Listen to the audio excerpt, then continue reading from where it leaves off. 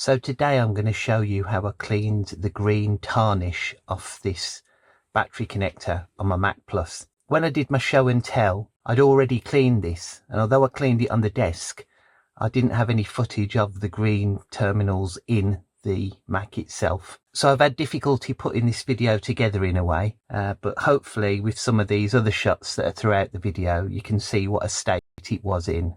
So first of all, I had to take it off the motherboard at the back. You see I've desoldered the two power connections there. They were all right. There doesn't seem to be any corrosion back there.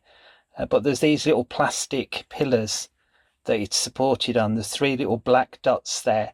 So I just went over that with a knife, just with a blade, and just cut those off. They were only slightly proud of the surface, but I cut those off. So hopefully now, if I fiddle with that, because I was holding this and it's high voltage, I was being very careful, but you see it's come loose. So hopefully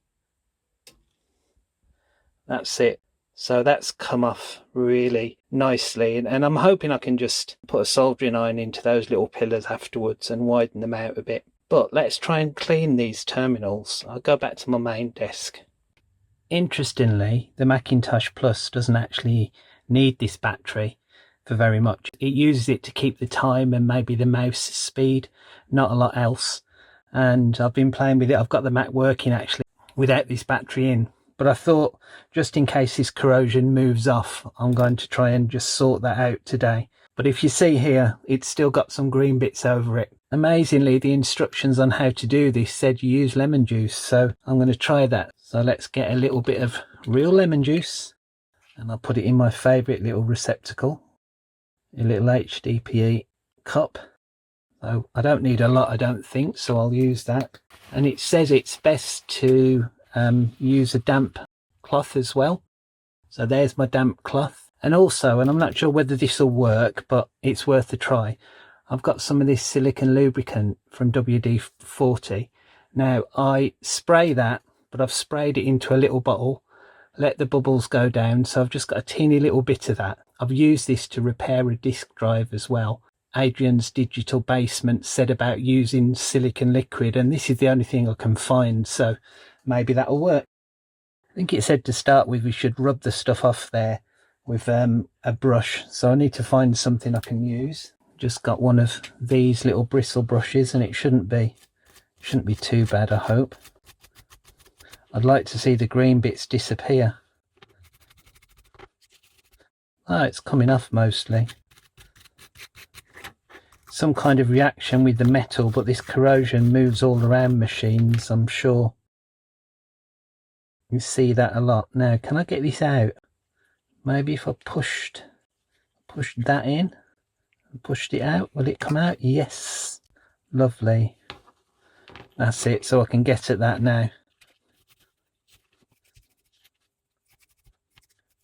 There's some inside as well. Right, let's get a bit of this lemon juice and pop it on.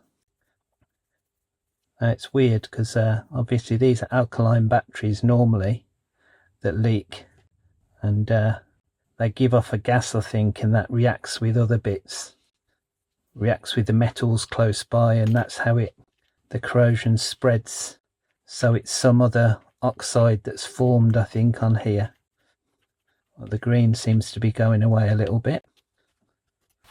And it said after you've done it, maybe do a little bit of rubbing with a damp towel, it said, but this is just coming off as it is, so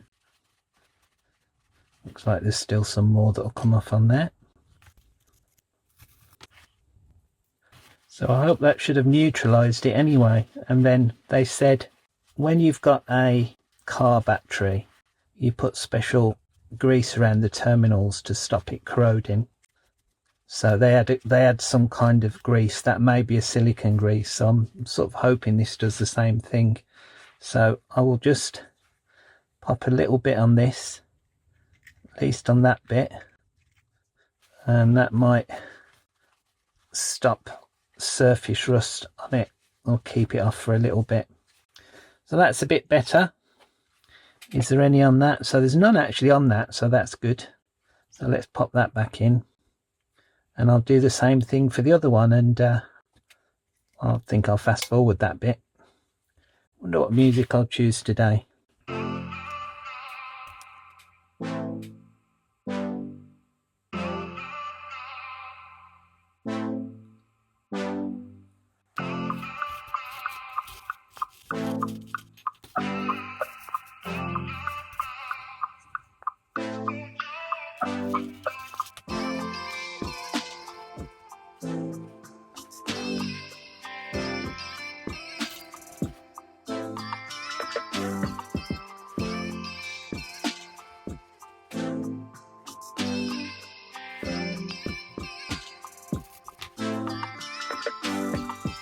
There was two teeny little bits of glue under there, which obviously come back, and there was a bit of corrosion on that was just trying to clear, but that doesn't seem to matter. It holds itself in, because as soon as you push this in, the terminal springs out and then it will stay in there. So I don't think the glue's necessary. There you go, you heard that click. So that won't come out from the front no matter how much you push. So let's pop that back in the Mac, and it looks better already. There's no green deposits on it. Next thing I need to do is maybe 3D print a cover to go over that to protect it. And I might find a battery to put in it, but to be honest, for what I'm going to use it for, it's probably best not to keep a battery in there. SpiderMaf from the future again here. In fact, I 3D printed this little adapter which fits perfectly in the slot. And you use some of these AG13s. If you get 3 of them, you stack them up in there. And then if you get a bit of wire before you put the batteries in and push it through there like so, it takes the negative down to the bottom there. And then we can put that in the battery slot and use that for 4.5 volts of power if we need it. So that's also a good thing. I'll link to the STL for this in the description.